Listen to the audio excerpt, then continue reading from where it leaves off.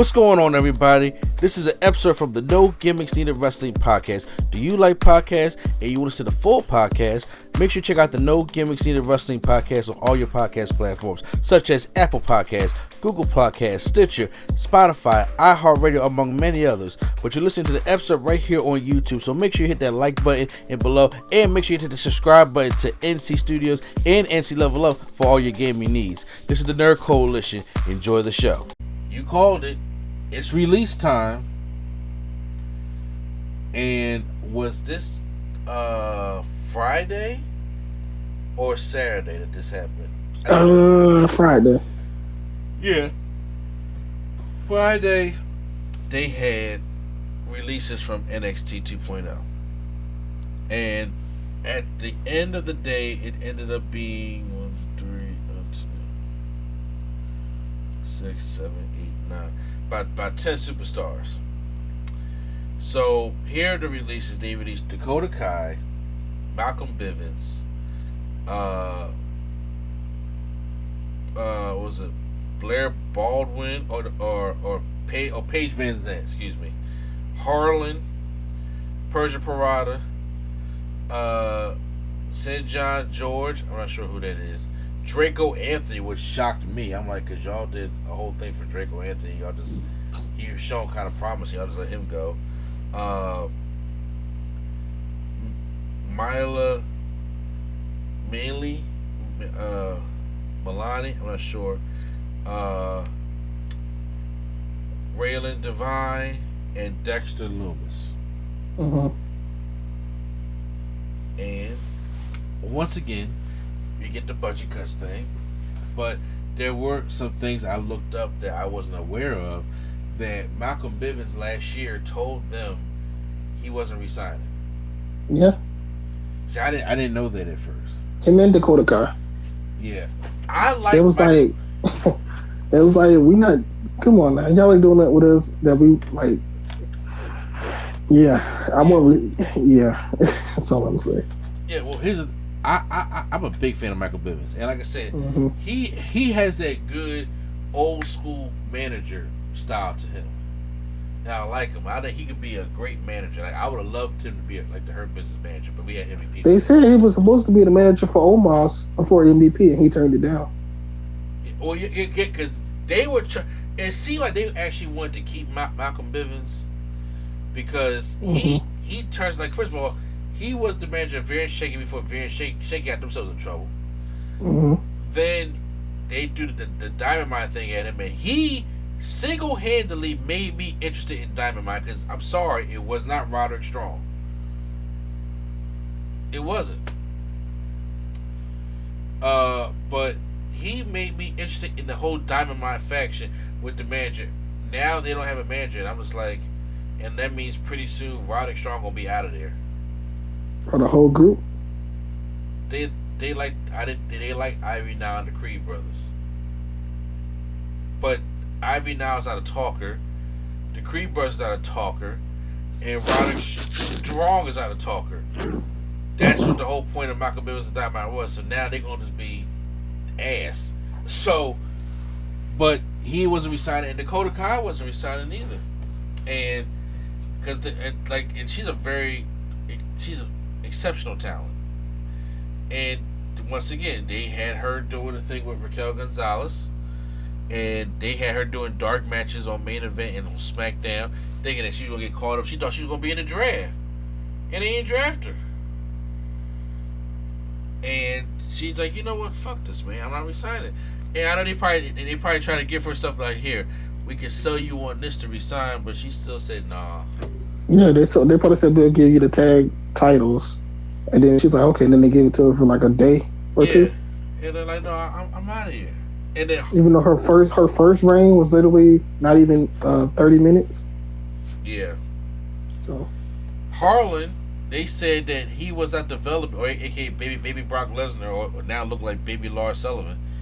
Was not. Yeah, because they told him to cut his hair. Yeah, that was stupid. Just like I said, what the fuck happened to that Joe Gacy gimmick in the first place? Because once again, they turned into like this horror type, mythical type evil, and I'm just like, that's not the fucking Joe Gacy character, y'all. That's not who he was.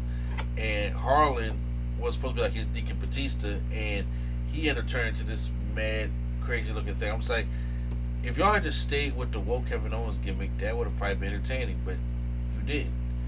And you fucked the whole thing up. So, they say he was a producer in the ring like they wanted him to.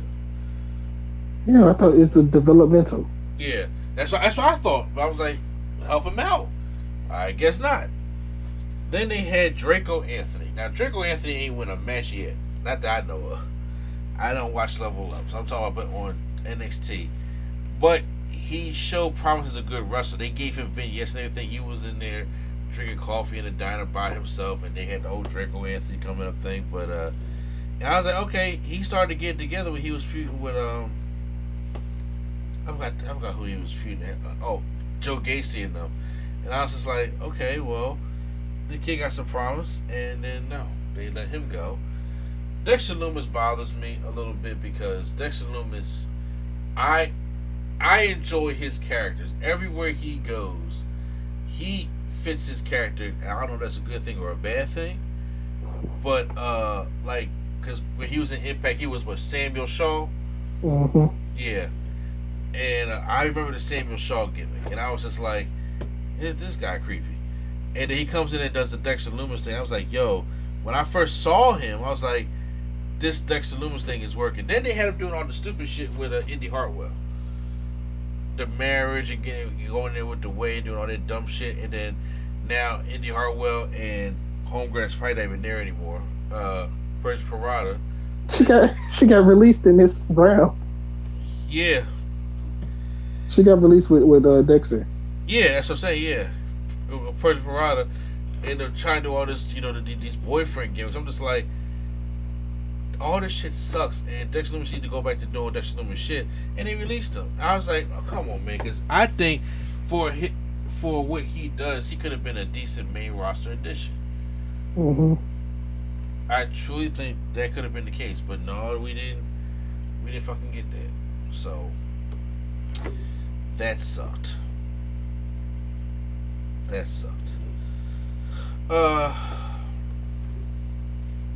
Yeah, and mostly all of them, say I was two. I know one was a referee, and some were other talents that I didn't know there because NXT 2.0 likes to throw all these. No, but the thing was, in like a week or two, they're having a women's tournament, a women's breakout tournament.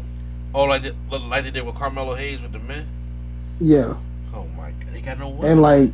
And like 2 or 3 of them were women that they released just now. That's supposed to be in the tournament. Like Raylan Devine was supposed to be in it. They released her. I think another woman, Sanja, was supposed to be in it, and they released her. Yeah, Sandra George. Yeah, but I think they released her because she just been there for a long time. Okay. She's been there for like a year or 2, and hasn't made an appearance on TV. Wow. But it's So I wonder who they gonna have in their tournament, because I know it's like, if Jakara Jackson needs to debut in this tournament. That's all I'm gonna say. That's not Mason's sister, right? No, Mason's sister was Raylan Devine. Oh yeah, she got released. I was just like, I didn't even see her on TV, so she wasn't on TV. That is okay. That's I was trying to get a. But who's? But Jakara Jackson's literally like Jade, but the NXT version of Jade probably.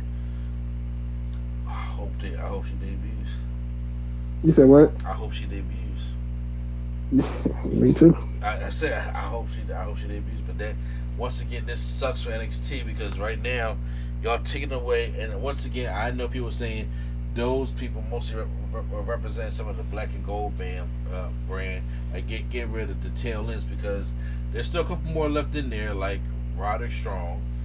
I don't know if they will take him to the main roster. I don't think he's going to make it, and I don't know what's going to happen with Indy Hartwell. I think I thought it was going to release Candace too. Yeah. Yeah, I was saying, is Gargano coming back or what? No. I mean, we're saying now, but ain't nothing been confirmed yet. Gargano coming back to NXT 2.0? No, I don't think so. You mean the guy that only wants to wrestle is going to come back and be a dad to Indy Hartwell again? No, I'm just saying, but I thought Ciampa would never go to the main roster. He's there. Yeah, for how long? Yeah, I mean, I don't know that. I'm saying, but remember, Ciampa was the one talking about I would just retire or quit before I go to the main roster. I'm like, yeah, but you need some money. So it's like I said, it's not always feasible. I'm pretty sure Gargano's smart, and he probably gonna look at AEW and probably like, okay, cool. But see, here's the thing. Nah, I think Johnny will run the Indies. I mean, yeah, I think it's just cool to run the Indies also, but you also would kind of like to have a home. Also, I mean, it's cool to run the Indies. It's cool to even spend a little. It's cool to do the Cody Rhodes thing. That's fine.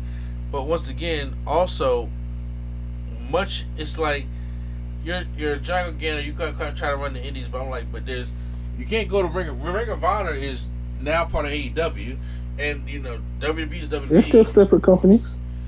Yeah, I'm saying, but you know what I'm saying, because if he go try to go to Ring of Honor, Tony Khan's mark ass is going to just be like, oh, we got to debut you on big announcement week AEW, and then show you by San Diego Samoa Joe. Like, okay, yeah, you want AEW programming, that's go over there to Ring of Honor. Now, if he keep them separate, I will say if he does keep them separate, and they do sign Gargano like strictly to a RH, that'd be good. You have a good set of like. Jonathan Gresham, you have Johnny Gargano, Samoa Joe kind of leading the charge with younger people. Anyways. Yeah, I'm saying that would be great. I think Johnny he can do the indie stuff because I think he's one of the people that deserves that big bargain. He can ask for whatever he wants and they'll probably give it to him for him to wrestle the indie dates. That's just what I think. I mean, I think he just likes wrestling so much to like he'll do every show that he can. At least. Yeah. But that's just the release. The names of the releases that we got now. There are probably more to come, unfortunately. Yeah, probably. And once again, which is just depleting the roster. And even though I know there's still a lot of other talent that have not debuted on TV yet, they still got a lot of talent, but we don't know them. Like that's one of the problems with NXT 2.0. They keep introducing like 4 to 5 new people a week before we even got a chance to like them from the previous week. It's just newer people. You're like, who are these? Like these women tag teams, I don't know who half these people are anymore. They just come in, they just debut, they have a match, and then they go get lost in the shuffle all the time to the point it's just hard for people to catch up. And you release it like everybody knew who Dexter Lumis was, everybody knew who Dakota Kai was, people knew about Michael Bivens. I'm just saying, but y'all just releasing people like the Draco Anthony one is throwing me off because I'm just like, it was an NXT 2.0 guy. Now they got this guy. I never seen him wrestle, but I see him on Twitter. They need. I don't know how he wrestles in them, but I would say they need to release him because.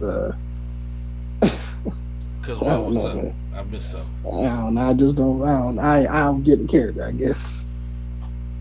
Oh, well, I mean, help me out here. What's some of the things he's saying on Twitter? No, he don't say nothing. It's just like the way he. I don't even know what his name is. I just know he's a guy. He's a big guy. He wears a t-shirt and like sweatpants. Where they're not. He look like Viscera with a t-shirt on. Oh, his name is Reginald Chase Cruz. Is that who that is? That's who Draco Anthony is. No, not Draco Anthony. No. Oh, who are you talking about? I'm talking about this other guy. I don't know what his name is though. Oh. I'm gonna see if I can find a picture and send it to you while we're talking. But. Well, those were the releases. As it sucks. It happens, and I think there's more to be coming. Some I can, I understand, but I was like, but it's hard for us to get invested in this new NXT brand when you keep changing and adding or taking out people to the point where it's just like, all right, come on, y'all.